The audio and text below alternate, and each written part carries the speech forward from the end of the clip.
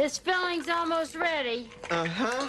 Now, all we gotta do is take this bag, put the filling in here, and pick up this shell, and you hold it just like this, and you just stuff that filling right in there. Are you paying attention?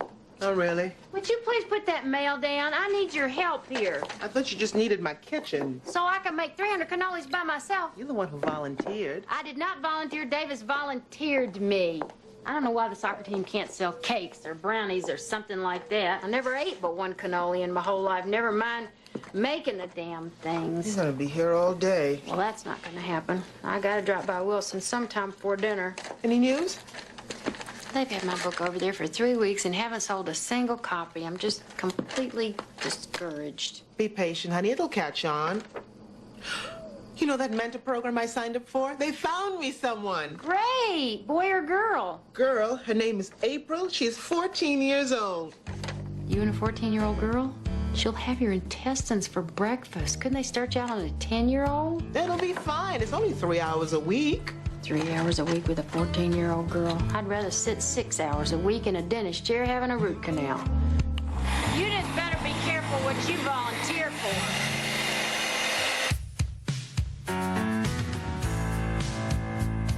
Any day now, I will hear you say goodbye, my love, and you'll be on your way. In my wild, beautiful world, you will have flown. Ain't easy now. I'll be gone alone.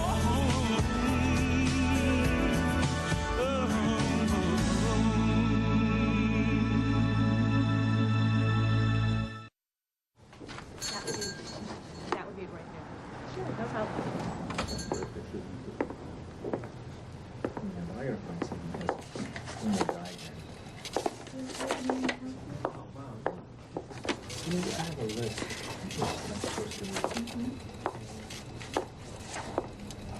Excuse me. Excuse me, but yesterday there were 10 copies of my novel on the display table. It's called Port Dixie. I think somebody must have stolen one. Yes, I keep reading about the huge market in stolen first novels. Well, you're not going to believe it. We sold one. You sold one? Right. Someone bought one this morning. That is so great. I wish I could have been here to see that happen. I mean, did they say why they chose my novel out of all these others? One assumes they wanted to read it. Well, I could just kiss you, Hollis. Well, that will not be necessary.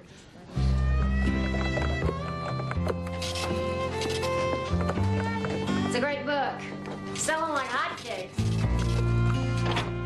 Thank you so much for setting it up. I can't wait to meet her. Well, just give her a call and you can get together as soon as you like. I'll let you know how it goes. If it's not a good match, we've got a long list of girls who would love to have you for their mentor. I'm sure she'll be perfect. Goodbye, Lakeisha. Hi, Joe. I would like to offer you a golden opportunity. In this box is evidence for a class action lawsuit, a real winner. But I need a co-counsel. What's the case? It's about hair. My clients volunteered at McCarver Labs for research on hair replacement, but instead these poor people lost all the hair on their heads. There may be hundreds of victims. I'm sorry, I don't have time for a class action right now, especially since I'm taking on a mentee. Who is she? Her name is April Gregory. She's a freshman in high school, lives with her grandmother in Weaver. Her mother's in drug rehab. Weaver? And what's wrong with Weaver? Well, aside from the crime rate, the bad schools, and the crappy city services, it's a beautiful place to live. Maybe that's why she needs a mentor. Well, I wouldn't tell her where you live. That gets back to her mom's drug pals. Next thing you know, your house is robbed. Wait a minute. Just because she's poor and she needs a mentor does not make her a criminal. Well, it makes for a pretty good training program for a criminal. I think I'll call April and see if she's available for lunch tomorrow. You're gonna drive your Mercedes down to Weaver? Are you using your minivan tomorrow around lunchtime? Why? Because I'd like to borrow it for a few hours. Well, you got something that won't fit in your car? Sort of. Well, you know, you can always ask Collier to use his pickup. Actually, I'm picking up April for lunch. Why do you need my minivan? Because she lives in Weaver. Oh, so you want my car to get stripped instead of yours? No, I just want to be more low-key. You know my car can intimidate people. Yeah. Everybody but carjackers. Come on, let's be honest. You just don't want her to know you're loaded. No, I just don't want her first impression of me to be some bougie black princess arriving in the hood to do her good deed for the day. So you'd rather drive down there in my piece of crap minivan so she'll think you're a normal person? I'm a terrible person. How about your car? Do I get to use it? Sure. Deal. So where do I take her? What do I talk about? What if she hates me? Why don't you just let me come with you? I know how to talk to a 14-year-old. Oh, no, I want to do it myself. Yourself in my car. Let me just hide in the back. Hey, Renee. Did Mary Elizabeth tell you that she sold the book? No, that's great. Yeah, I'm pretty excited about it. I'd just like to know who bought it, though. You know, just like a little feedback. We gave you feedback. It is an excellent book. Yeah, it's wonderful. Made me feel like I was back in 1965. Oh, here's one about St. Valentine. He aided many martyrs during the reign of the Emperor Claudius II. When he refused to renounce his faith, he was stoned and then beheaded. Why they named Valentine's Day after him? Beats me. You know, the worst one is that guy they fried in vat of oil. Find that one. No, the worst one is the guy that they put meat hooks in, then poured salt all over his wounds. Or the lady whose eyes they poked out. That's disgusting. It's religious. It's what happens if you get to be a saint. I thought you said no one would be home. Hide in the closet, Renee. That way, over there. Aren't you supposed to be at cheerleading practice? I quit. We were just leaving. I don't care what you do. Got bigger things on my mind. Well, why did you quit? Ask Missy Price. That Permagrin princess just got elected captain. She can't even cartwheel without tripping over her pom-poms. Well, don't just sit there staring. Go back to your own business. Perpetua is a rich young woman who lived in Carthage. She and her servant Felicity were arrested for being Christian. When Perpetua would not renounce her faith, citing the futility of earthly joy, they sentenced her to fight with wild beasts in the amphitheater. They stripped the women and put them in the arena. A savage cow tossed them around on his horns. I'm not listening to this. Quiet, Renee. Go on. The women gave each other a kiss before the jeering crowd and then bared their necks for the executioner. Their martyrdoms will live on forever. It's not fair. Why isn't Teresa helping? Your sister suffered a very big blow today. She's entitled to nurse her wounds in the privacy of her own boudoir. All because she didn't make cheerleading captain. It was her first failure. We all have to experience one sometime. Why, Teresa, I'm glad to see you're picking yourself up, dusting yourself off, putting the past behind you. So now you can help me fold some laundry. I've made some decisions about my future. I'm going to become a nun. Shut up, Spaz. I mean, be quiet, you foolish child. Do you have a fever? Let me feel your head. Mother. Nothing would make me happier. But a decision of this magnitude, well, it's not like picking out a new dress for the spring cotillion. Well, I know. I've made some mistakes in my life. Chased after the wrong things. Things that can never make me happy. What kind of things? Are you in some kind of trouble? No. I've spent all afternoon thinking about the futility of earthly joy. Nothing can give us lasting satisfaction but God. Teresa Patricia O'Brien, you never cease to amaze me. I'm going to call Father Thomas in the morning and see if he has any advice for you. Yeah, like getting your head examined. Thank you, Mother. I'd be most grateful. And if you do have a calling, I'm sure the Lord will be putting you to the test.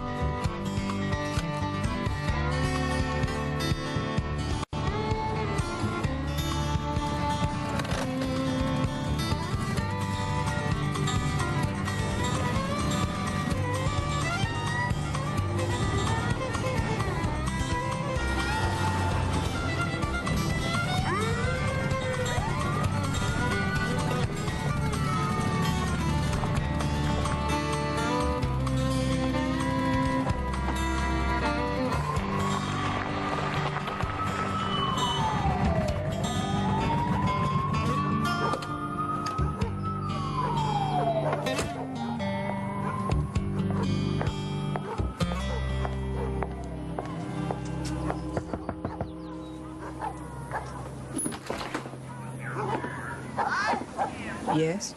Hi, I'm Renee Jackson. You must be April's grandmother. Oh, yes. Won't you come in? April? Well, go on and find a spot to sit, if you can. Thank you. Gail Townsend tells me that April's never had a mentor before. Gail? Girls at Risk, the people who organize the program. Oh, right. Good program. Make my life easier. I got enough going on. Hi. Miss Jackson? Hi, April. It's nice to meet you. Me too. So you ready? Okay. Oh, Granny, can I have some money?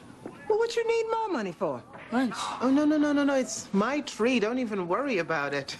Okay. Lonnie, Donnell, turn off that TV, come to the table. You hear what I say, boys? Yes, ma'am. Do you need some identification? Maybe a phone number? What for? So that you can get in touch with us in case of an emergency. You just going for lunch, right? Yes. I'll probably have her back in a couple of hours. Bye, Granny. If you go to the store, give me some nacho chips. When am I gonna get time to go to the store?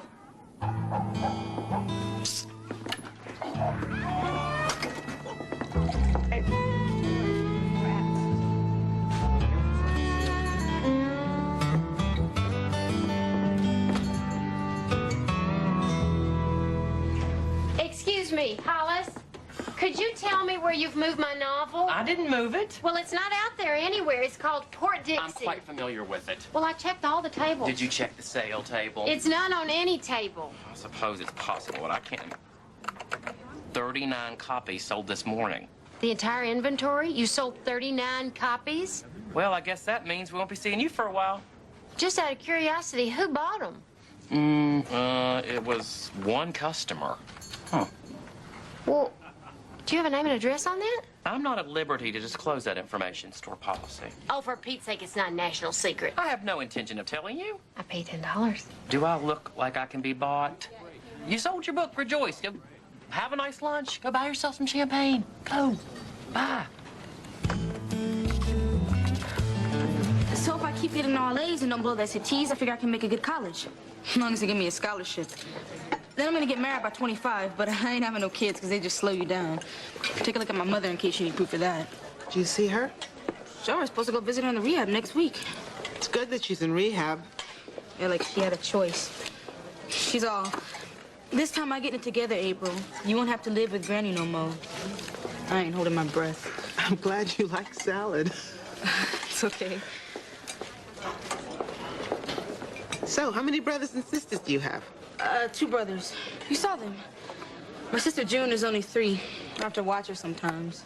Sounds like you have a lot of responsibilities. I guess that's how come I got a lot of ideas for starting my own business. I already know I don't like having a boss. A mentor's different, you know? Not like someone telling you what to do.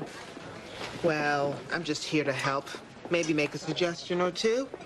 I could use a few. Like I'm boys. Boys, why don't we talk about that next time?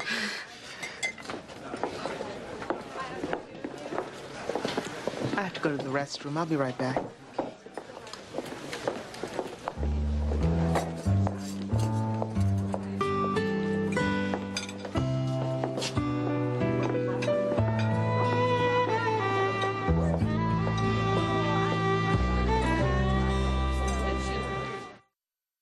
Is April here? Well, ain't she with you? She left the restaurant when I went to the restroom. Oh, my. Well, what am I gonna do now? I'm sorry. I feel awful. I needed her to run to the store to get me some headache medicine. I may have some aspirin. In fact, I'll join you. Junie, go play in the other room. I just don't know what happened. You must have said something she didn't like hearing. She's a moody girl, like her mother. I hardly said anything at all. Is there someone that we can call? Maybe track her down? Call who? I don't know, a friend, a boyfriend? I don't have numbers on anyone.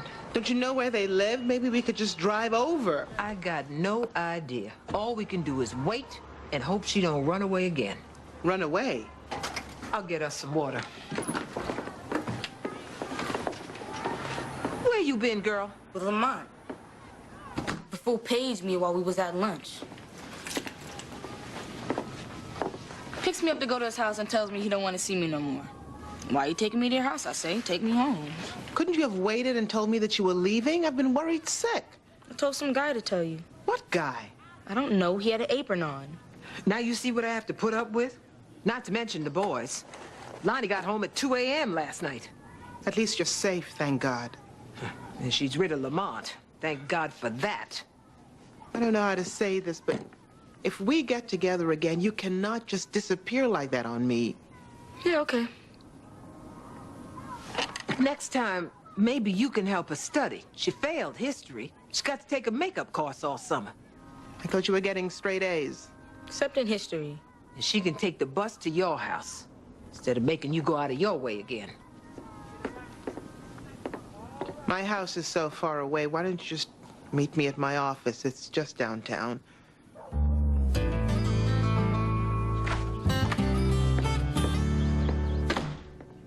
Your motives may have been good, but I'm no charity case. What are you talking about, Mary Elizabeth? My book, the one that used to be on sale down at Wilson's, They're not selling there anymore? someone bought every last copy. You. I didn't buy them. Don't lie to me, Collier. I swear I didn't. Maybe it's Renee. Oh, I suppose it couldn't have been a real live customer. Yeah? Yes. Well, can I tell who's calling? It's Dwayne Clemenson from Hey There, Birmingham. Hello? Yes?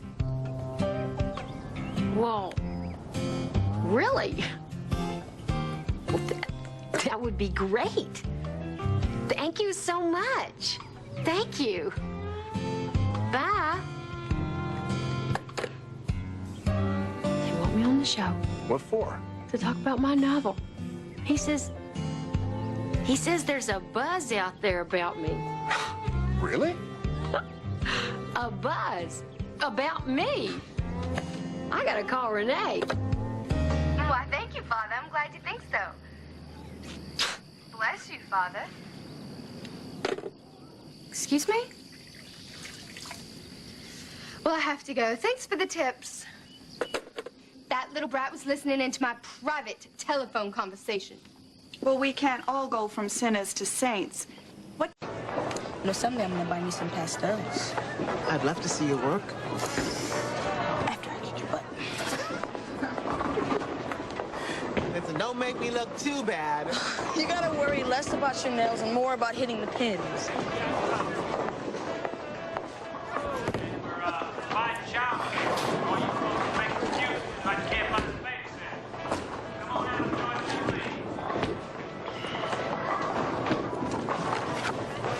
April, just keep going. I'll be right back. Hey, don't worry, I'm having fun. Yes! Nice shoes. What are you doing here? Well, when I found out that you were bringing April to bowl, I couldn't resist just taking a little look for myself. We haven't bowled in so long, our shoes are starting to crack. You have your own shoes?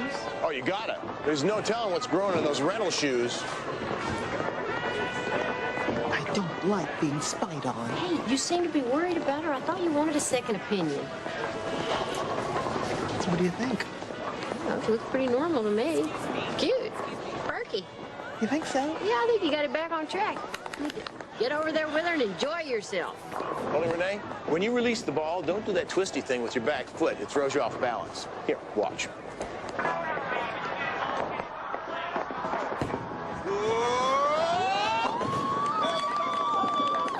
My dad taught me that one. He's the captain of his team. Where's Teresa with our food? Isn't she gonna run out of money soon? So what if she does? Go ahead, Renee. It's your turn.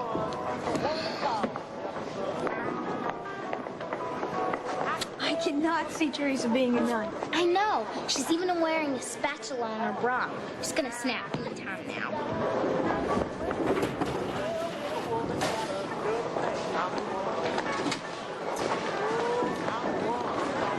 Here you go, children. Thanks, Teresa. You forgot the straw. I stood in that line 3 times. Can't you just drink from the cup? I guess so. It's your turn, Teresa. Oh, no, I wouldn't be caught dead in those shoes. Y'all are gonna come down with athlete's foot. We're down. Look at the futility of their petty little lives. You remember what I told you last time? Especially that Missy Price. Looks like they're having fun to me. They don't know what they're missing in life. Renee, why don't you take another turn? That's okay. Oh, I insist. Your deprived days are over.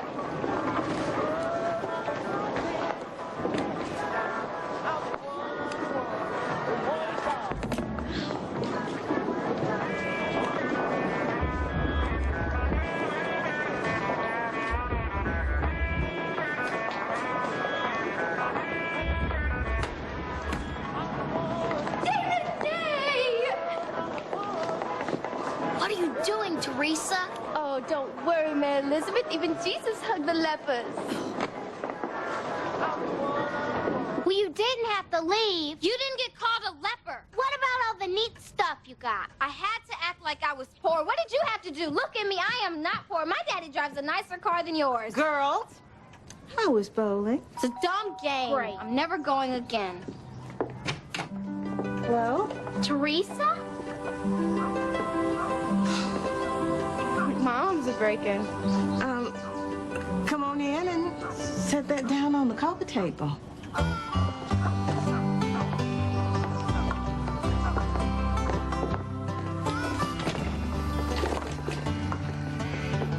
It's for you. Beans. How thoughtful. Oh, not just beans. There's clean peaches and cream corn. We had so many in our pantry, I thought you could use some. Are you crazy, Teresa? Oh, what a lovely house. How many families live here? Just us Jacksons. Beans? We don't need your beans. You can take them back to your pantry. Renee, is that any way to be grateful? Actually, I do know some place that could use this food. Really? Well, it's called St. Matthew's Home, and I owe the orphans there a visit. Orphans? Little colored orphans? Can I come along?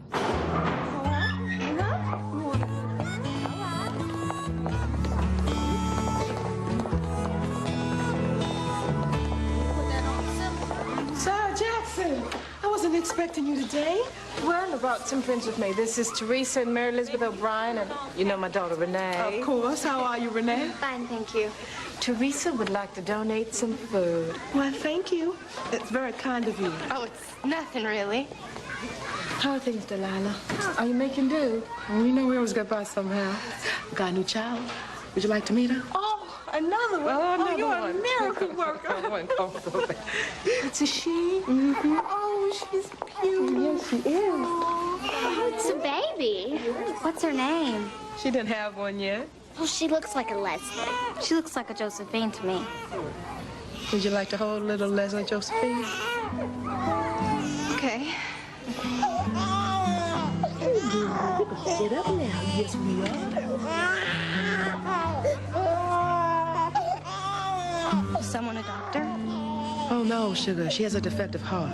She won't live long. Can't they operate on it? Oh, no. We don't have the money for that. We're just trying to make things as comfortable for her as we can. What's wrong, Teresa? I said I gotta go. Can I stay? Well, my best friend growing up was black, but from there on it's fantasy. Because in the book, the little black girl is not allowed to play in the little white girl's house, so she secretly moves into the attic.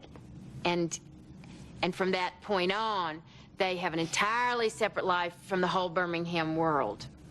Those were difficult times. What was the hardest part about writing the book for you? Well, it brought back a lot of painful memories, especially about my own family and how we acted back then. Have they read the book? I think they like it, but, you know, we're all different people now, except maybe me. Why don't we take some calls from our viewers at home? Hey there, Birmingham. Give us a call. Okay, we've got Lucy from Hoover. Hi, Mary Elizabeth. I want to ask, where'd you get your hair done?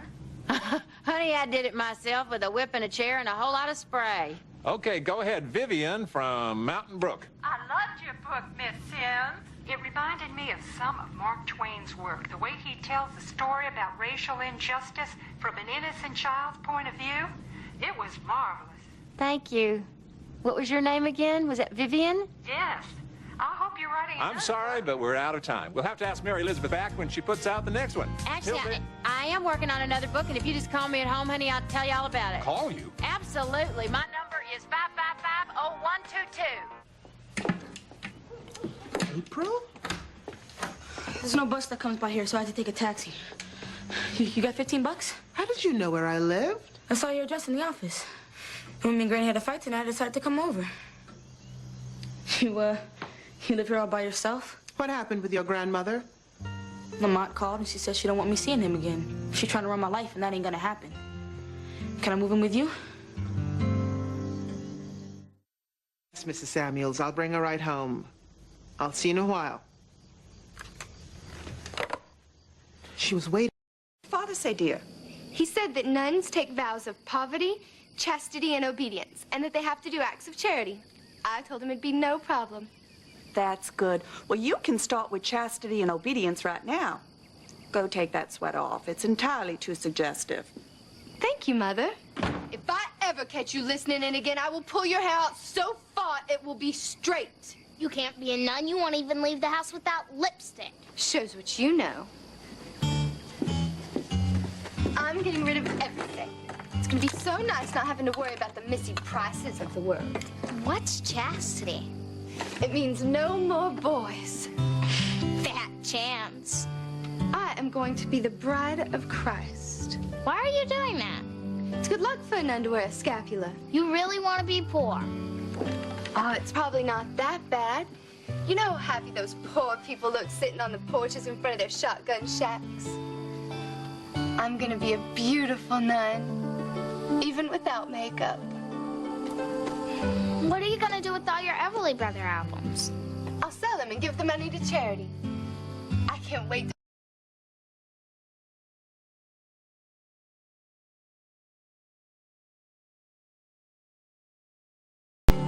This should keep you nice and warm. Would you like a sandwich, Renee? You're probably very hungry. No, thank you. I just had lunch. Well, I've got this whole box of stuff for you, plus... I have been saving these pennies since I got the mug for winning the state pom-pom championship last year. What about the Everly Brothers albums? Well, she can have one. You can sell it and buy some food. Buy some food? She's sick or something? Well, she's practicing to be a nun. They have to do charity. Charity?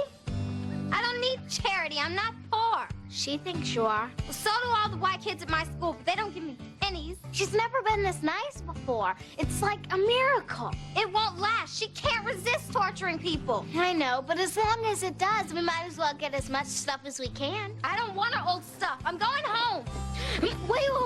Wait. Think about it. There must be something you want, even if it's getting back at Teresa.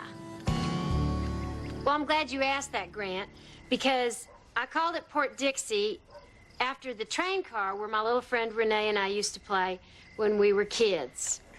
Miss O'Brien, do you have any advice for young writers? Yes. Go to med school. That's a good one. Remember that one. Keep going. I need the practice. How did you get such a fine behind? Be serious. No. Now, come on. Ask me another one. No. What does your family think of your success? Well, I think they're happy for me, but you know, the kids are wrapped up in school, and my husband has his own business. And what business is he in? Now, how'd this get to be about you?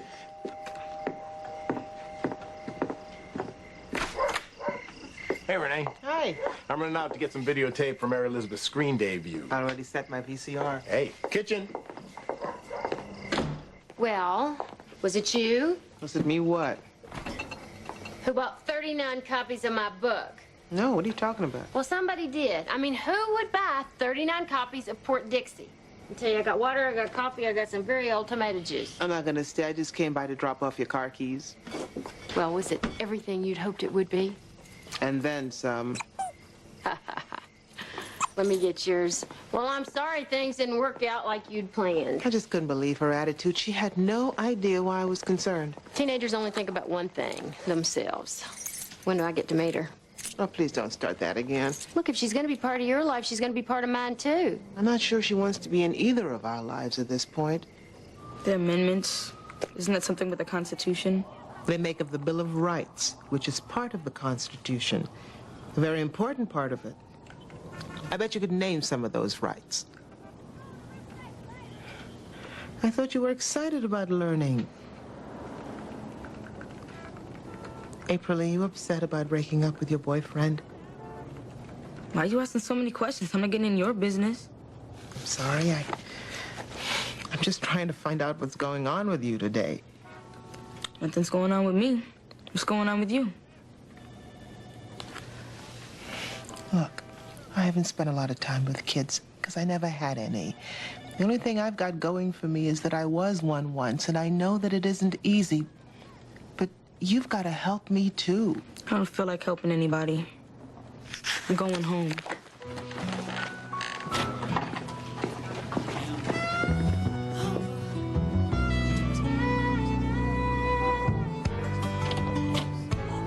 Mrs. Wong?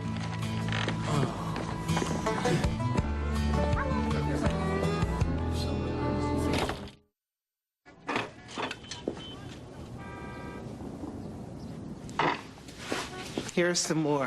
Thanks. And don't worry, I'll get you $1 for every hair you lost. I guarantee it, okay? Well, all right. Terrible thing. You think you're helping science and you lose your dignity. How long till you get a settlement offer? Why, is this case making you uncomfortable? No, but we're running out of space for all your evidence. You know, half of it is your friend's publicity mailers. I'm telling you, she's going to be a famous author. I just hope no one trips over this stuff and sues me. Not a problem. I'll rent a storage space for it. Renee, would you mind if I finish this tomorrow? Sure, you taking off? I have a study group, unless there's something else you needed. Maybe a little advice? You want advice from me? I can't seem to connect with April. What kinds of things did you do with your mentor? She used to take me to the movies, shopping. One time we went to a play. What does April like to do? Aside from talk, I'm not sure. Well, did you ever ask her? No. I've taken her out to eat. I've tried studying with her. She can't get away from me fast enough. Well, maybe if you did what she wanted. It's not about what you want to give her. It's about what she needs.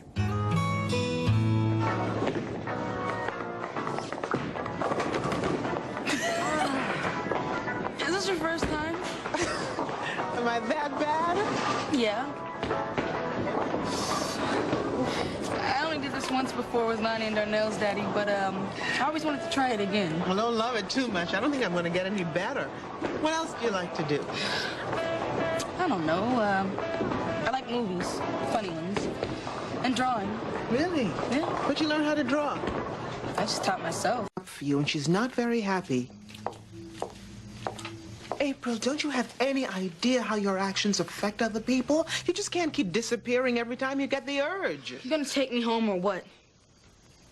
Yes, I am. In what car? Excuse me? I saw some boys' gym clothes in that minivan. You don't have kids. That isn't my car. I borrowed it from a friend. Is that your Mercedes parked out front? Yes? Why didn't you pick me up in that? Because it needed some work done on it. Uh-huh. Come on, get your bag. We're leaving. Why didn't you want me coming over to your house? I never said that. My office is just more convenient. When are you gonna stop lying to me? You know what? You can lose that attitude right about now. You think I'm gonna take something from you? That's not it. Good. Because I don't want nothing you got.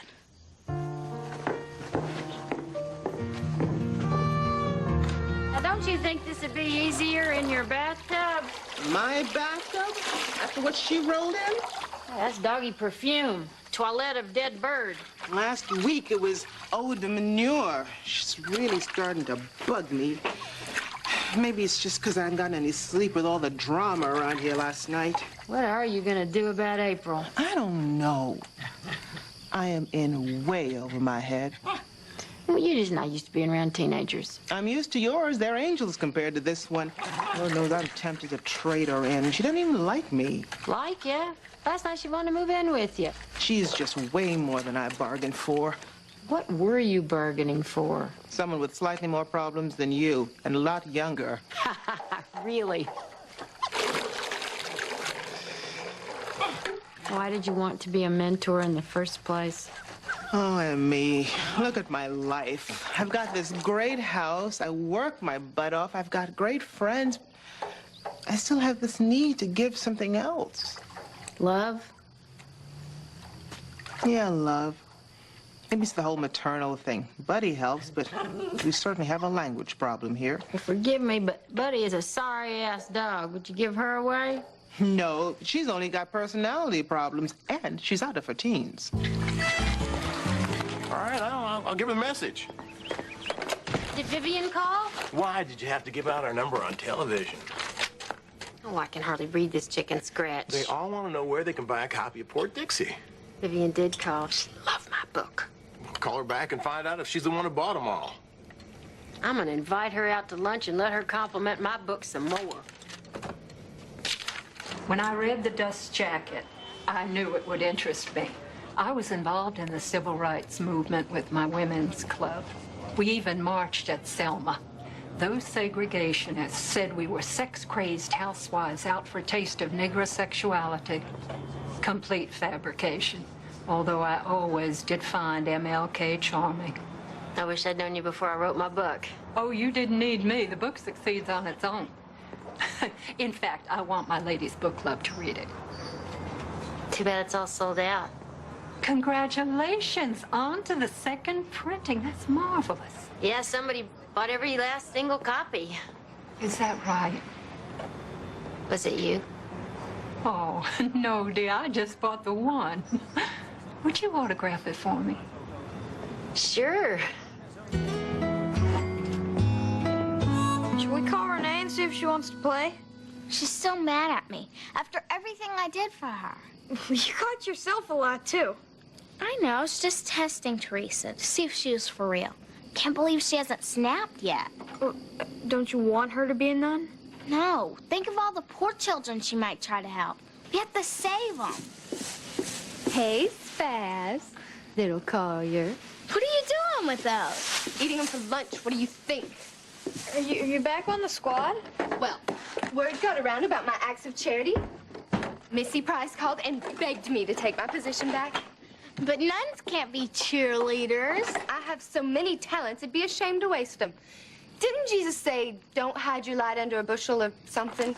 Well, a habit is much worse than a bushel. Mom's gonna be real let down. Johnny off at boot camp, and now you don't want to be a nun? It was a phase. She'll understand. Last year I wanted to be a nurse until Renee busted her head open. That was awful. I know. Almost fainted at the sight of a little colored blood. That reminds me. Why don't you run on over to her house and get my Everly Brothers album back? But you gave it to her. Get it back, or I'll tell everyone she was in this house. You'll be in big trouble. Here, I never liked them anyway. Thanks. You want to go to Port Dixie? No. Okay, well then can I come in and play? No. Now you know how it feels. Fine, I guess I'll just sit out here on the porch and wait for you if that's what you want. Why don't you just go home? Because you're my best friend and I feel like a big old creep. Well, it serves you right after how you acted. I was just trying to get back at Teresa and I didn't think about how you feel. I'm sorry. Fine. I'll see you later. Goodbye. Where'd Mary Elizabeth go? I told her to go home. I'm still not talking to her. You know, there's only one little problem with being a martyr.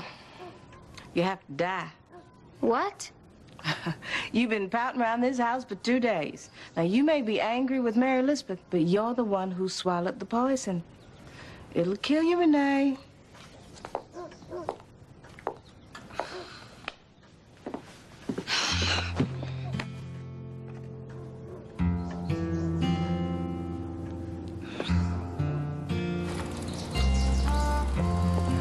What are you doing out here?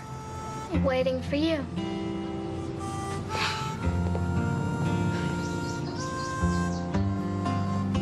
want to go over to Port Dixie and play.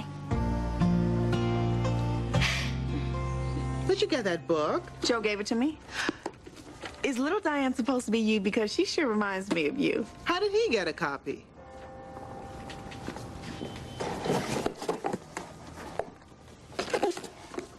$39 copies, I presume. He must be a big fan.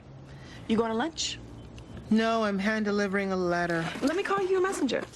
It's to April. Her phone's been disconnected for 2 days. How's it going? Maybe gone.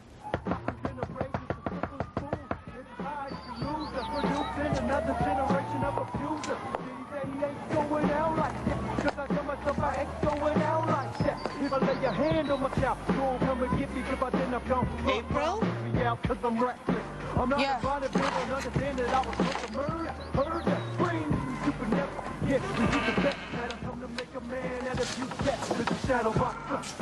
How are you?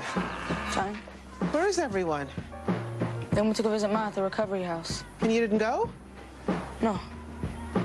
Anything you want to talk about? No. What's that? Oh, it's a letter. You can read it or not read it. Just know that I want this to work out, April. But it is a two-way street. What? Trust. You accuse me of not trusting you, but you don't trust me either. Well, why should I trust you? You lied about your car. Yes, I did. I was afraid that you'd care more about my money than about me. So you decided to hide everything? Yes. But you're also hiding things. I'm not hiding nothing. Yes, you are. Inside and out. You even hid something when I walked up. April, what's going on? What's wrong? I don't know.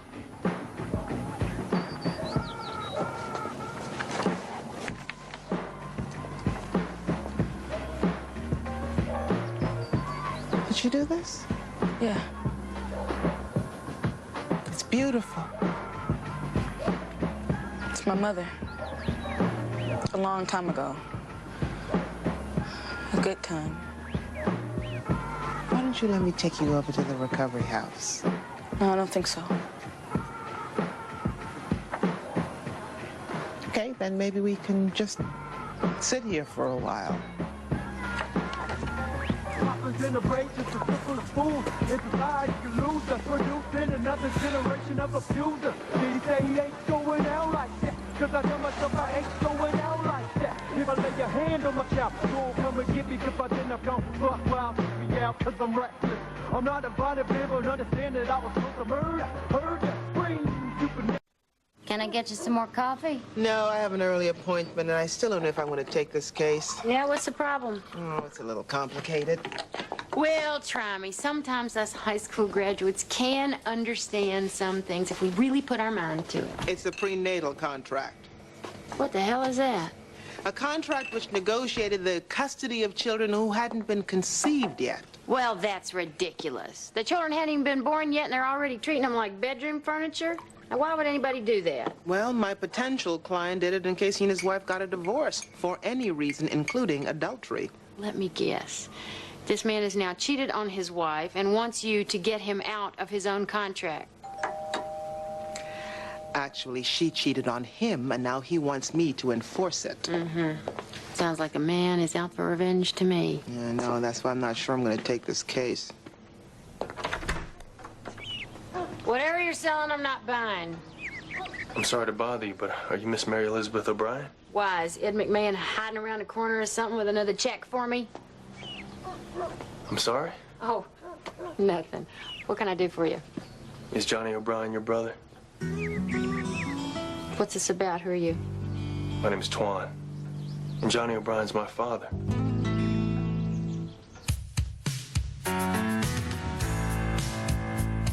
Any day now, I will hear you say goodbye, my love, and you'll be on your way. In my wild, beautiful world, you will have flown.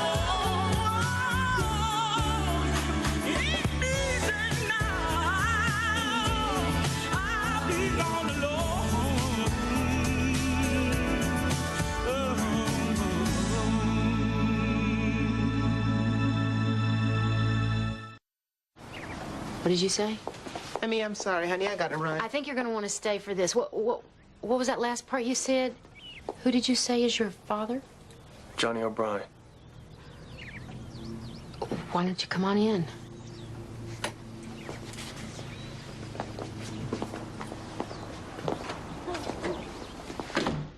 Wait a minute. So is my father here? Look, I don't know who you are, but my brother Johnny was killed in Vietnam over 30 years ago. What are you doing? I'm leaving. Now, look, you can't just walk into my house and tell me that you're Johnny's son and then leave. But if my father's dead, I have no reason to stay. I don't care anything about your reasons for staying or leaving. I'd just like to know if any of this is true. And I want to know if it's true that my father's dead. Or are you lying because he doesn't want to see me? Why would I lie about something like that? He wouldn't be the first. Look, if you are who you say you are, then I'm your Aunt Mary Elizabeth. And you don't have any reason to leave. Unless you're the one who's lying.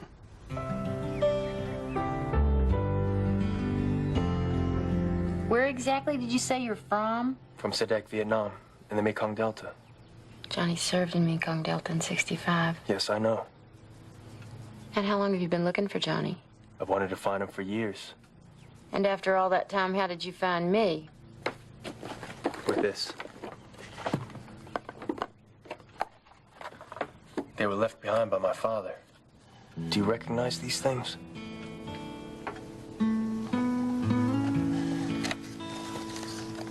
Look, Renee. We made that for Johnny before he left. Are you the Renee that I read about in the letter she wrote to my father? Yes, I guess I am. I wrote this when I was 12 years old. Where did you find these things? My mother gave them to me so I could find my father. Here's a picture of them together. Oh, my God. It's Johnny. And there's my mother, Kim, too. Were they married? No. But my mother said they were in love. Can I talk to her? That's not possible. Why? My mother's dead. Oh, sorry. I better go. Well, don't go. You just got here. I mean, where are you staying? I'm staying at the Bamagator Inn near the station. Well, when do you have to leave? And how can I write you? I got about 1,000,000 questions. Do you still play baseball? Huh? Growing up, my mother used to tell me stories about my American aunt, who one day my father said would play baseball. Do you still play? Sometimes.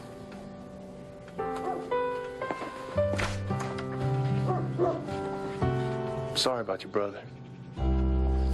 He's my brother. You're supposed to be happy he's coming home. Yes, I am Mary Elizabeth, but this is a Navy hat. So? So, Johnny is in the Army. Let's just try it again.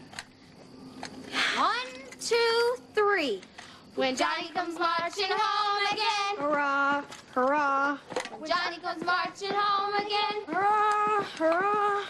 Why aren't you marching? Because I feel stupid, Mary Elizabeth. I look more like Captain Hook than a captain in the Army. See, arg, hey, mateys. Sure. It's not funny. When Johnny comes home from boot camp, everything has to be perfect, so start marching. 1, 2, 3. When Johnny comes marching home again. Hurrah, hurrah. When Johnny comes marching home again. Hurrah, hurrah.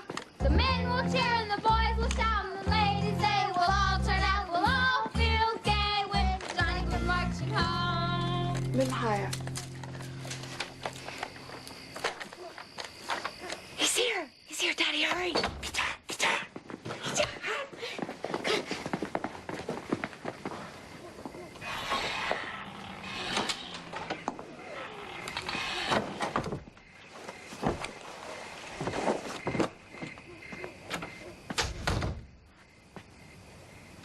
Mom? Dad? Surprise! Woo! Welcome home, Johnny. Oh, I missed you. I missed you too. Glad to see you, son. Dad? Hey, not so tight, Private. Me, Renee, and Collier have been working on the plate just for you. Oh, Lord, you're as skinny as a fillet of fish. Aren't they feeding you, dear? Ooh, letting you bathe? No, 3 squares a day, 2 showers a week. I think I'd just die in the Army if I missed my daily soak. Well, I fixed for you a feast fit for a general tonight. Oh, there they are. Mom, Dad, I'll be back in a few hours. Well, what about my dinner, dear? Yeah, and what about our play, Johnny? I'm sorry, Mama, but the guys from the 14th are waiting. I gotta go. Now, you go on. You and the guys go out and you have yourself a hell of a good time. Thanks, Dad. Thanks for waiting, Mr. Johnson. It's been quite a morning. Yeah, I'm sure it has. Read the contract. It's quite creative. I don't think it'll hold up in court. There's no precedent. Oh, well, not yet there isn't. But 30 years ago, there was no precedent for prenuptial agreements either. Look around now, and a lot of marriages wouldn't happen without one. That's fair enough, but tell me, what makes you think that you have the right to your children's primary custody? That's a ridiculous question. Excuse me? You wouldn't ask my wife that. I'm not being asked to represent your wife. Look, are you interested in helping me or not? Because if you're as biased as the courts who think a father has to prove he loves his children, then tell me now. Mr. Johnson, if I weren't interested in possibly helping you, I wouldn't have agreed to see you. So why don't we just back this up a bit and start with you sitting down? Sir. Tell me, what was the motivation for a contract like this in the first place? Well, the simple answer is to protect my heart. What's the not-so-simple answer?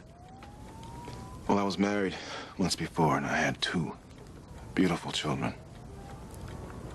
Mr. Jackson, do you have any idea how it feels to have a police officer knock at your door and tell you that he's there to walk your children across the street to their mother's car so she can drive out of the state with them?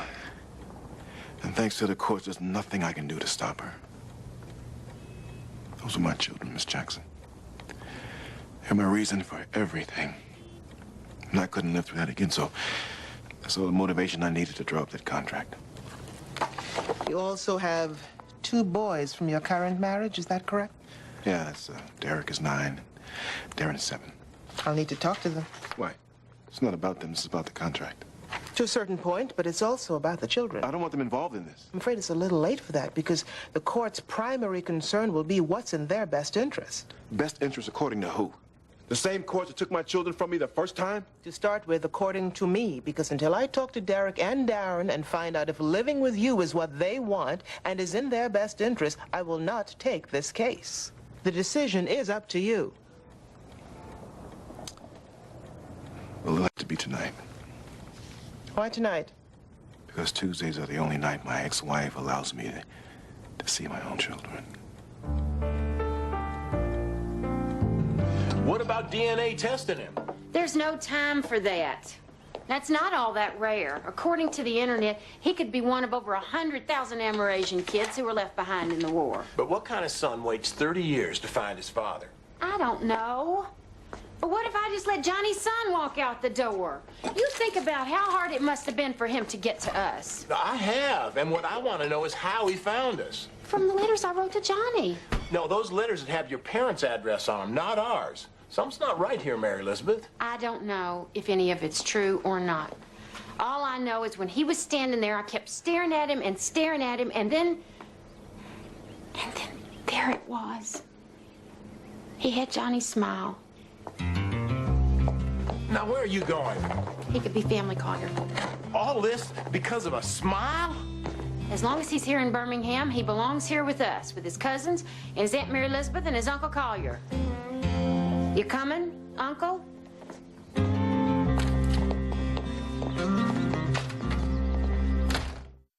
Vietnam, Amerasians are called boy da, the dust of life. Why do they call you that? Well, because there's a saying there that goes, a family without a father is like a house without a roof. And without a roof, the spirit of the house is lost and it turns to dust. We have a saying something like that here in America. The father's the king of the castle. Isn't that right, Collier? Yeah, until the Queen Bee returns to the hive. So, did you ever meet my Uncle Johnny? No, most of us were born when our American fathers were gone. So how exactly do you know that Johnny's your father? Well, truthfully, I only know what my mother's told me. But she talked a lot about him. And Johnny's things you got there in that box, how'd you get her hands on them? Well, that's one of the stories my mother told a lot. Because it was also the last time she saw my father. He was in our hut, helping my mother one night. She was sick because of me, I think. And the Viet Cong were getting close, so he had to leave in a hurry. The next day, when he came back for his things, we were gone because they burned our hut to the ground that night. Let me get us some coffee. How about some Grandma's cookies? My grandparents. Do they live nearby? Just across town? I'd love to meet my father's father. Your father's mother's quite a hoot herself. Oh, yeah. Excuse me for a second. Do you guys really eat dogs over there? Davis. Only the ones that bark while we sleep. Mary Elizabeth, I don't think telling him that he can meet your parents is a very good idea. He could be their grandchild. I can't exactly keep that from them. But if you take him there and you're wrong, you're going to break their hearts and you never forgive yourself. Maybe you're right. Now you're talking sense. I'll talk to Petey first. No, Mary Elizabeth, not Petey. You know you can't believe half of what comes out of his mouth. Remember last New Year's Eve, he started drinking and swore he was engaged to Sharon Stone? I told him she was already married. Look, he's also the only person we know who served with Johnny. If anybody knows the truth, it's Petey. You must be Derek. And you must be Darren. Do you know why you're here today? Can you tell me? My mom and dad are still fighting. Has anyone told you why they're fighting? Who? Our dad. What did he say? He said that Mom loves us very much and he does too. Is that all?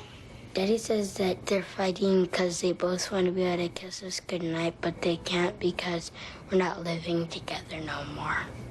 You guys are very lucky to have everyone love you so much, aren't you? That's what my daddy says. Can I ask you one more question? Do you want to live with your mom? Do you want to live with your dad?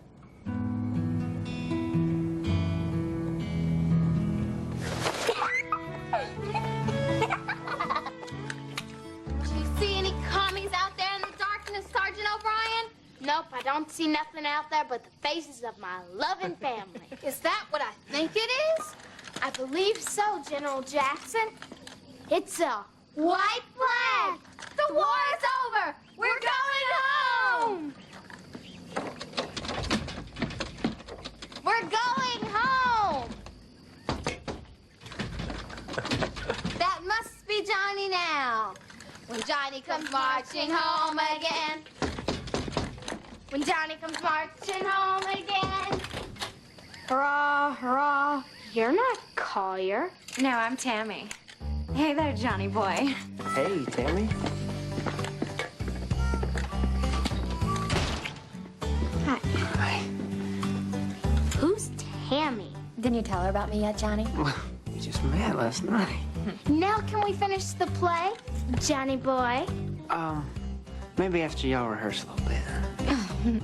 You were supposed to come inside and say hurrah, hurrah. Yeah, I know that, Mary Elizabeth, but she's bigger than me, and she was in my way. Now you've ruined everything. I knew you would. You want a soda, Johnny boy? They're in the kitchen. That way? Johnny, I think I need a little advice, you know, the man-to-man kind. Well, I think you're right. You know what? Tonight, Tammy and I are going to watch a scary movie on television. Maybe you and Mary Elizabeth could join us. You mean like a double date? I don't know. Oh, come on, Collier. Live a little dangerously. By tonight, I promise you, you will know everything you need to know about women. Okay. Now, you remember the advice I gave you, right? Right. Girls like it when guys act like the boss, but do it nice. Right. Just got to do it nice. Now, if you get into trouble, just do what I do, okay? Okay.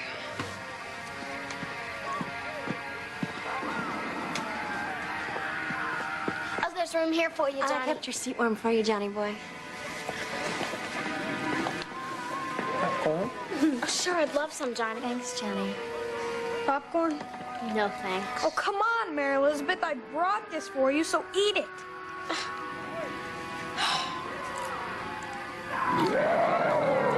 Oh, Johnny, this is the part where the monster... Mary Elizabeth, don't go ruining a surprise for Tammy.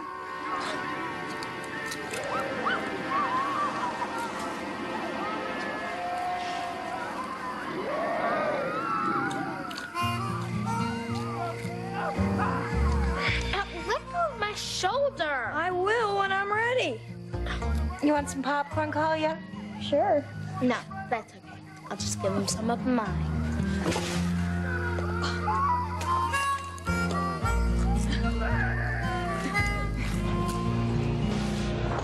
So what I ask you, could that be true? Oh, yeah. We got a lot of nookie and nam. Didn't matter what it cost, the only thing we had to look forward to. You said Johnny was different. What you mean by that? Yeah, we go out whoring and he'd find himself something better to do. Whoring, Petey? Oh, what, you want me to put a pretty face on it? Hell, the whores didn't. You want a beer? No, thanks. Might have a drink.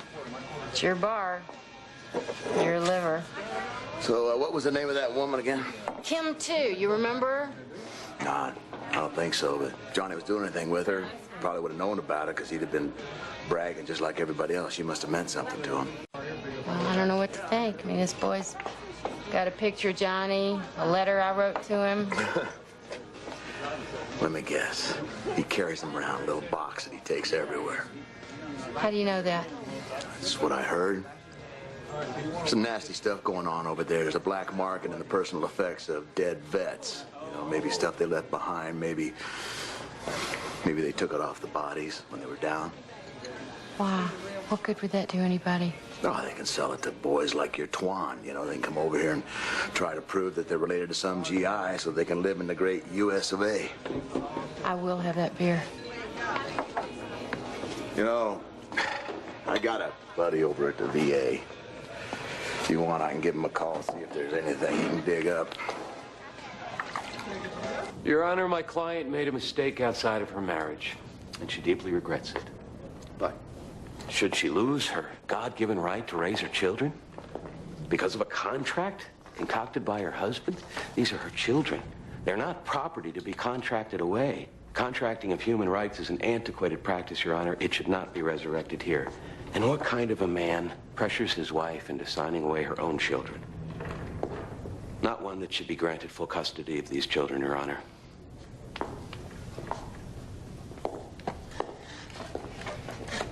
How does the law protect a father who loves his children? Answer, it doesn't. Because inside the courtroom, with all due respect, Your Honor, sexism is alive and well, but in reverse.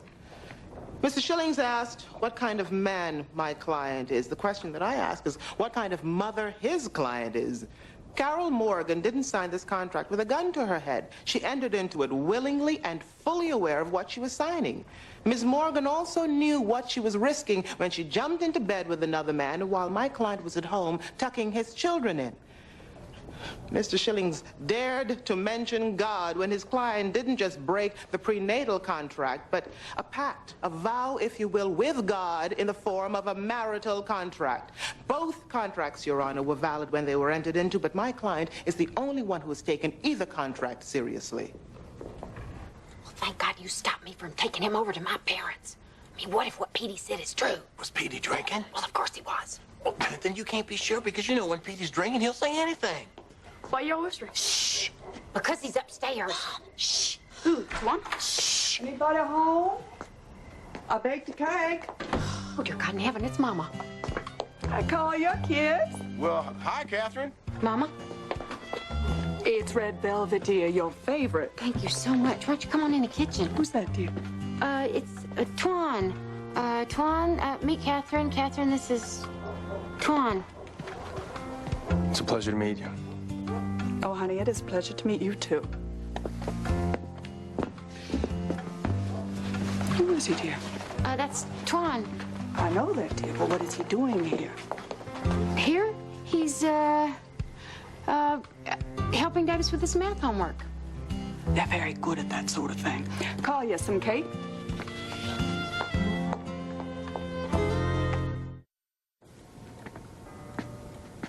You lied to your mother about Twan? Well, what else could I do? I mean, if I hadn't, he'd probably be over there right now stealing something else that isn't his. Don't you think she's got a right to know? If it's true, yes, but I don't know. After talking to Petey, I don't know. I mean, he says some people over there, they're just like buzzards, just hovering around, waiting for people to die so they can pick apart the carcass. And me? And then I started thinking, what about that patch that we made for Johnny?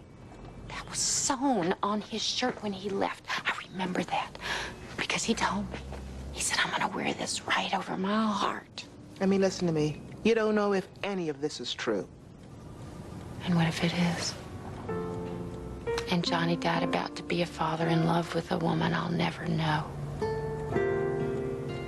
Do you remember when your ex-husband first mentioned his need for a prenatal contract? It was about 6 months into our marriage. Did he ever talk about it before you were married? No, What about having children? Did he talk about that before the marriage? all the time. He made sure I knew how much he loved the children from his first marriage. So would it be fair to say that when you got married, you fully expected to raise a family with your husband? Yes, we even talked about how many and picked out Derek and Darren's name.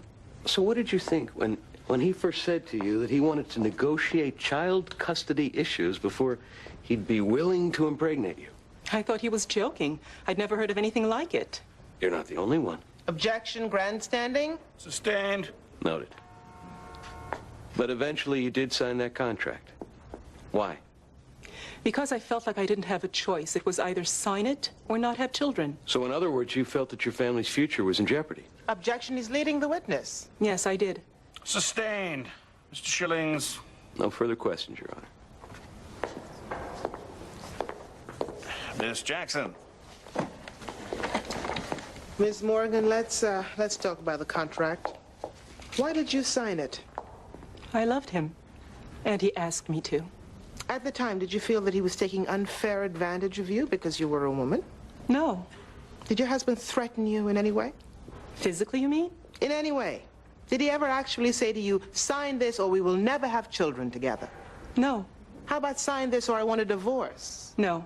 Was there anything in the contract that you willingly signed that you felt was unfair? What do you mean unfair? The terms, Miss Morgan, were they ridiculous?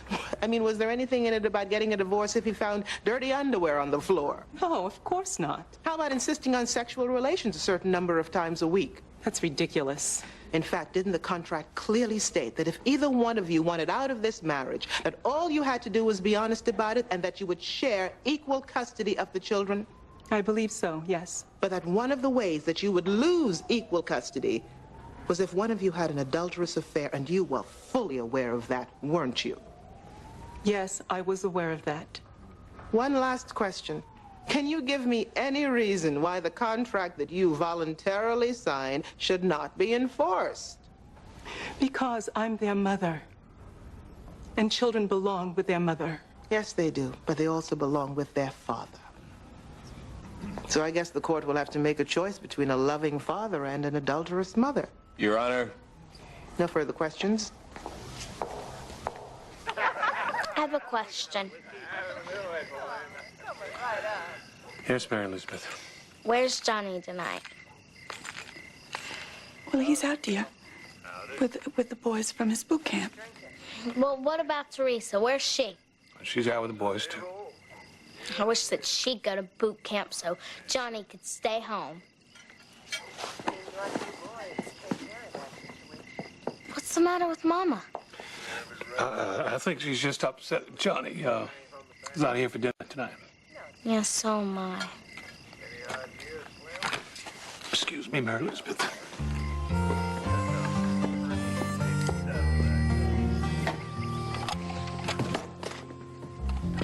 Why are you packing up all the stuff I gave you?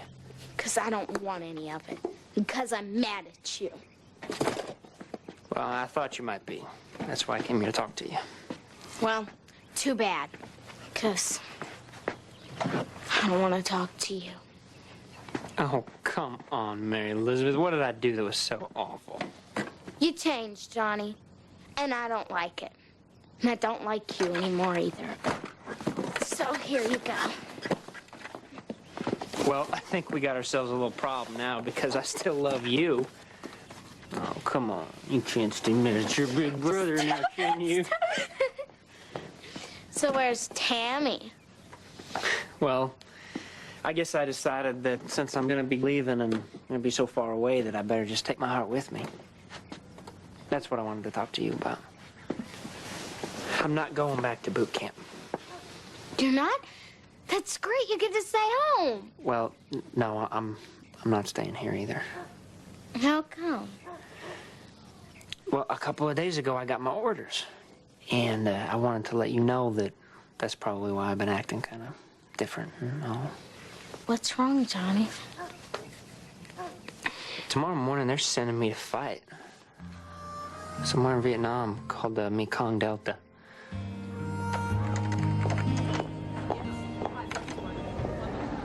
Looks like this Chuan person's been in the States for at least 10 years. Oh, he just got here. He came looking for my brother. Yeah, I'm sorry, Mrs. Sims, but the report says a Chuan and a Kim Tu Win applied for American citizenship in Missouri in '89. Who's Kim Tu? Well, that's his mother, but he says she died in Vietnam. Well, then, I hope you believe in miracles, because it looks like she was resurrected in St. Louis. I told you, Mary Elizabeth, you can't trust none of them. I bet you Scotch Rock she ain't even his mom. Then who is she? Or someone just paid him to say she was. It's called piggybacking. Someone in Vietnam with a lot of money pays an Amerasian to say they're related. That way, if someone like Chuan gets American citizenship by deceiving someone like you... It makes it easier for them to do the same. Sorry, I couldn't help you.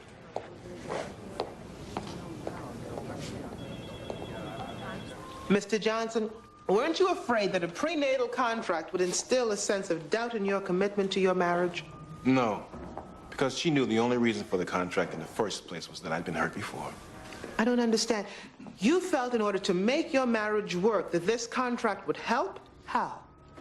I needed something to make it okay for me to try to raise another family and not be afraid that what happened before would happen again. Once it was signed, I knew I could trust again. So you must have made it very clear that if your wife didn't sign this contract, there would be no children. No, not really. In fact, after I came up with the whole idea, she was the one that contacted her attorney, Mr. Schillings, over there before I could. If she was so against the idea, why'd she do that? She said it's because she trusted me. I know I trusted her. Would you have had children without a contract? Absolutely. Having children is why people get married. Did you tell her that? Many times. And what was the need for the contract? Because we both agreed that having children wasn't the point. But raising them in a home filled with trust was. And signing the contract would do that for me. She knew that. And that's why she agreed to sign. Thank you. Isn't it true, Mr. Johnson, that my client wasn't the one that filed for divorce? Yes, that's right. And isn't it also true that she begged your forgiveness? That she apologized for what she admits was the biggest mistake of her life? Yes. In fact, isn't it true that you dreamed up this whole idea of a prenatal contract so that one day you could use it against her and raise these children by yourself? No. Because the truth is, I was hoping the contract would never be used. That was the whole point. Oh, come on, Mr. Johnson, admit it. Your wife slept with another man, and you hate her for it. I don't hate her. I just can't forgive her. For what she did to you or for what she did to the children? Because, Mr. Johnson, the children don't care about your male ego or some line in the contract. They just want their mother back. Isn't that true? Objection, Your Honor. Counsel is testifying. Overruled. But, Your Honor, counsel cannot... Overruled. Now sit down, Miss Jackson. Tell me something, Mr. Johnson. If someday your kids do something that you can't forgive them for, are you going to walk out on them too? My children didn't make a vow to me. I made a vow to them. And that vow was to spend my life trying to make their lives better. Making a speech, Your Honor. Answering the question. Please continue, Mr. Johnson. My wife made the same vow to the children. But instead of keeping it, she made a choice to abandon them. And that's why I'm here. That's what I will never be able to forgive her for. And I don't know how you or anyone else can expect me to feel any different. Quan? Yes? Why did you lie to me about your mother? What? She's not dead and you've been here since 1989. I'll get my things. No, you're not going anywhere till I find out the truth. So I lied. About everything? No. Only about my mother. She's here somewhere, isn't she? Unless she's not really your mother, she's just somebody who's paying you to lie. You don't know what you're talking about. Yeah, go on, and I'll be happy to call the police and the VA and the Immigration Service and the newspapers and let them know what's going on here. I'm sorry for the lie about my mother, but you lied as well. To my grandmother. I knew who she was as soon as I saw her, just as you did when you first saw me. I lied to protect my mother until I knew the truth. The truth about what? About whether you were still protecting my father from me. Why would I do that? Because we're hated. In Vietnam, we're the children of a war with the face of an American. And here we're hated because we remind our fathers of a place they want to forget. Johnny wasn't like that. If he's your father, it's because he loved your mother. And he would have done anything to see her again. and help raise his son.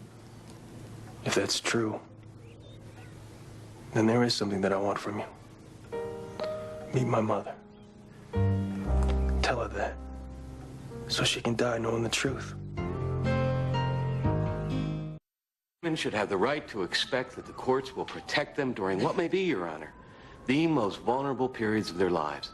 That is, the time they decide to have a child. Now, I think what Mr. Johnson did was appalling.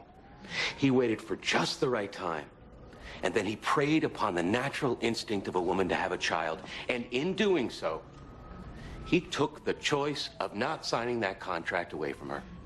Thank you, Your Honor.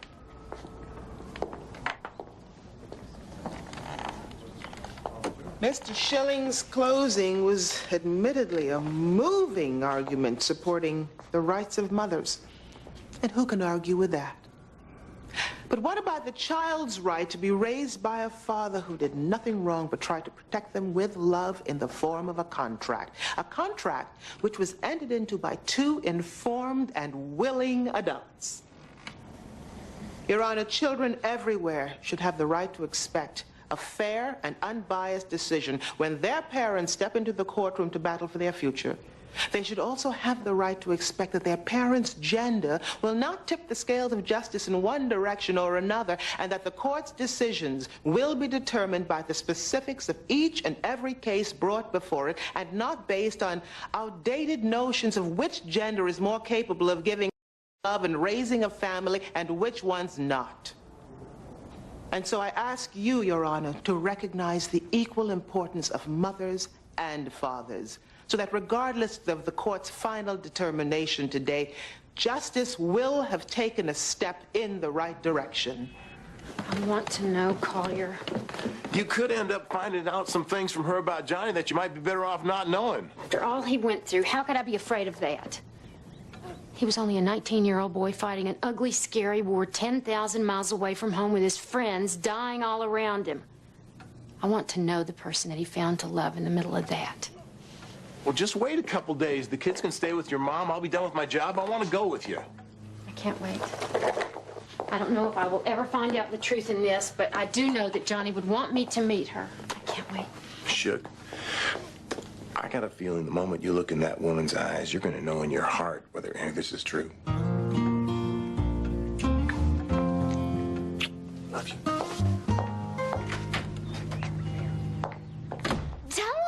You don't feel the same, or tell him that you changed your mind. I don't have a choice here, Squirt.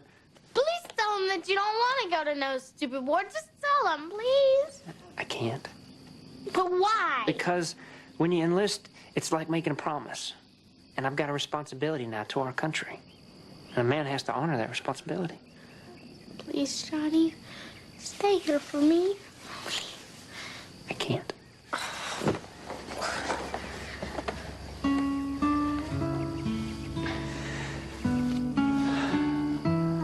I love you so much, Mary Elizabeth. I love you too.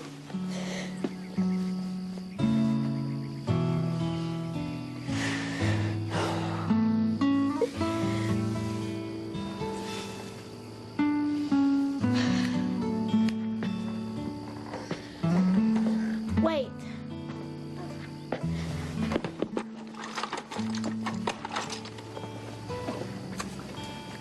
Me and Renee made you something. A little something so you wouldn't forget us. This is beautiful. I'm gonna have Mama sew this right here over my heart.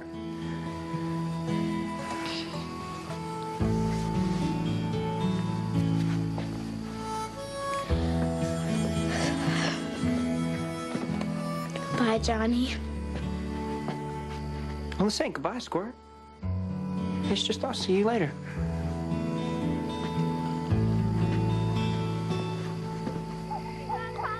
I'm scared about Johnny. Oh, yeah, me too, Mary Elizabeth, but he said you could write him every day, remember? And he said he'd write you back every time, and he will, too, 'cause I know Johnny, and I know that when he says he's gonna do something, he does it.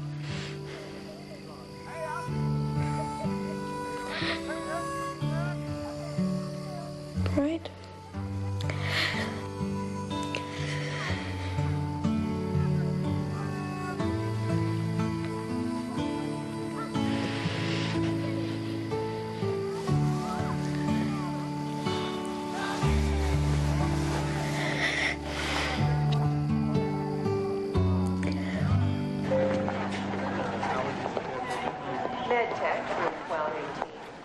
MedTech, room 1218. What's going on? I don't know.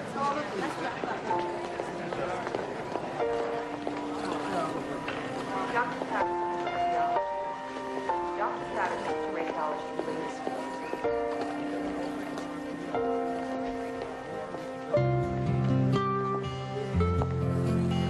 Medical staff rounds will be held in schedule. Medical staff rounds will be held in schedule.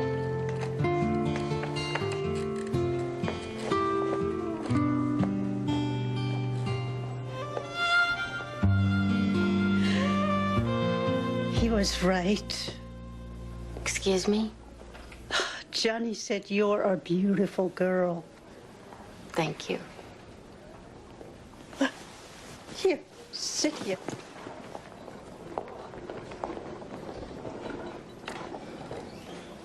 Dr. please call the page operator. Oh, you feel warm. I'm not quite sure how I feel right now. I understand.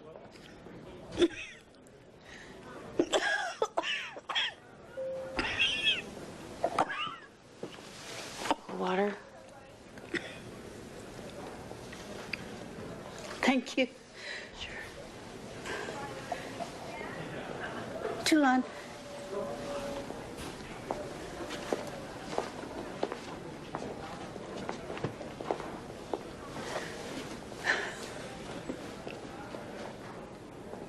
Did he write of me? Actually, he didn't write very much, and when he did, it was mostly about how the trees smelled after the rain and the color of the sky. That it was kind of like Florida.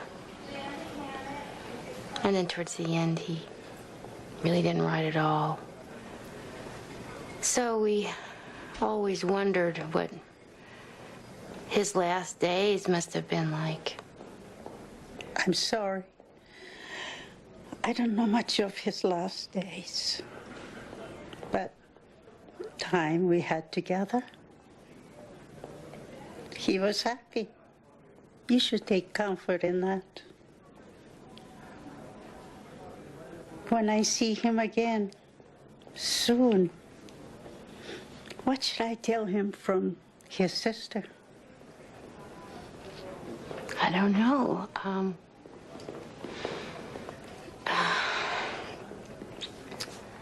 You can tell him that I love him. And that I miss him. And I wish that I had tried harder to stop him. And you should also tell him just to stay put, because now one day his whole family can be together again. You can also tell them they still don't let women play baseball.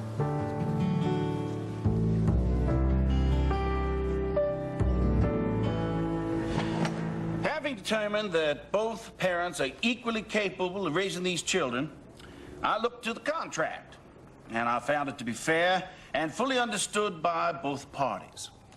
However, it is the opinion of this court that the petitioner was under an extraordinary amount of duress at the time of its signing, which is after the marriage vow and not before. And since it is also this court's opinion that children were an implied promise of the marriage, this court rules in favor of the petitioner and will not enforce the terms of this prenatal agreement. Adjourn. Thank you. I'm sorry.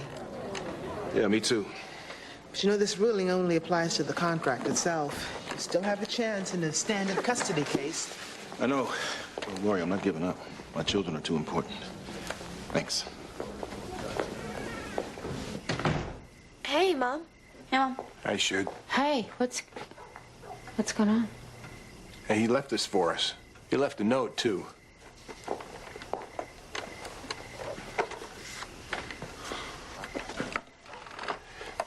For many years, my father's things were my only key to his heart. Thanks to all of you, I no longer need them.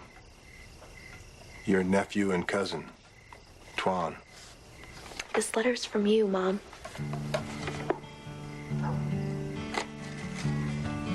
God, I remember writing this like it was yesterday. The good news is I hit 2 home runs and stole third base. Me and Collier are still going steady. The bad news is that every day on TV they show pictures of where you are. There's lots of helicopters and rain and people getting hurt. I gotta go now. I'll write you every day, but this isn't goodbye, Johnny. It's just, I'll see you later.